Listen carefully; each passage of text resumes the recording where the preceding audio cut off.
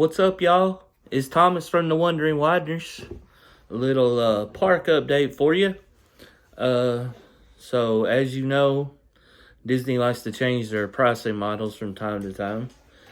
They went from a one price year round, which is amazing, to now they do a based on when they think the parks are going to be the busiest. Okay, so if you're going around 4th of July, Christmas, fall break, spring break, Memorial Day, Labor Day, what have you, anything like that, you're going to see higher prices for tickets. And now, over there in Disneyland Paris, they're trying out something called dynamic pricing. So with dynamic pricing, it means the more tickets they sell, the higher the price will be for you to go to the park. Now, some of the discussion is, at first, this sounds like, oh my gosh, it's going to be terrible. And it could be, but at the same time, there could be some advantages. Because they will have a bottom number, okay, that'll be, it cannot go lower than that. And then they'll have a capped high price. So it won't ever go above a certain price. Now, that price, we obviously don't know that yet. And so, and it's not to say that it's going to come out, because usually they release their new packages for 2026 coming up at the end of this month, early next month.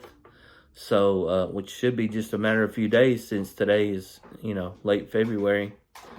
So, what you could be looking at is, that dynamic pricing, which means in those, non-peak times, you can get you a pretty good deal. Okay, they want to try to treat it like the airlines, which, if they truly treat it like the airlines, that means that come a month out, 2 weeks out, you decide to take a spur of the moment vacation, might get you, cheap little ticket. So, but at the same time, those busy times will still see those higher prices, like when people like to go around Christmas time, Thanksgiving. School breaks are always big. They're big for us as school teachers. We usually go when we have a break. We're actually going coming up. So it won't be too long. We'll be heading that way ourselves. So, just something to look at, something to be thinking about. And, you might say, well, they're just doing it in Disneyland Paris. Well, Disneyland Paris is apparently where they try out a lot of their new services. So, like this Disney Premier Pass, they tried it out at Disneyland Paris. It came over here. Okay, so these are all these new things. Like, you see all of these changes to, like, Fast Pass and Genie Plus, Lightning Lane Premier. All these things have always taken place first at Disneyland Paris. Now, after doing some research, I discovered that a lot of people that know Disney World's makeup of their computer systems do not feel that Disney World are quite ready yet from a computer standpoint to be able to handle such a price. Now, so,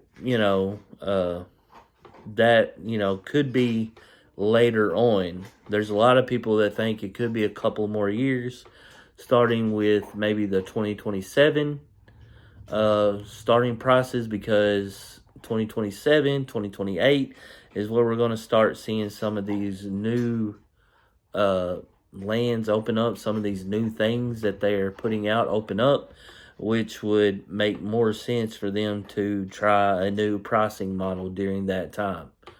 So, it's kind of a wait and see thing. It's something they talked about.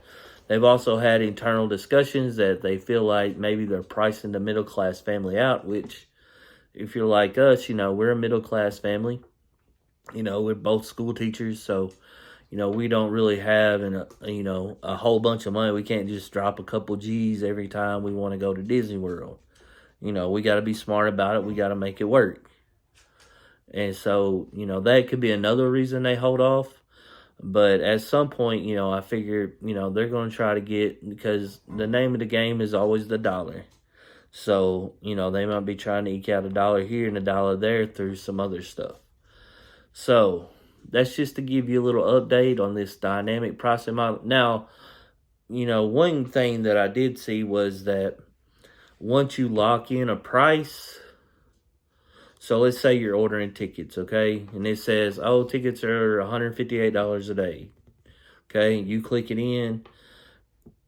It's going to stay that way. It'll stay that way for 1 hour, no matter what. Once you've locked in that price and you've checked that price and you put it in your cart, it is locked.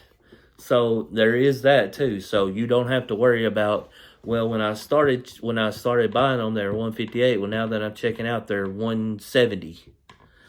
That's not going to happen. That price will lock in at that time.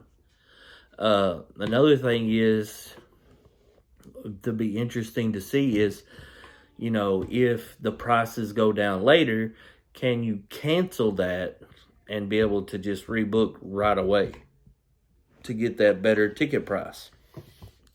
So there's still a lot up in the air about it.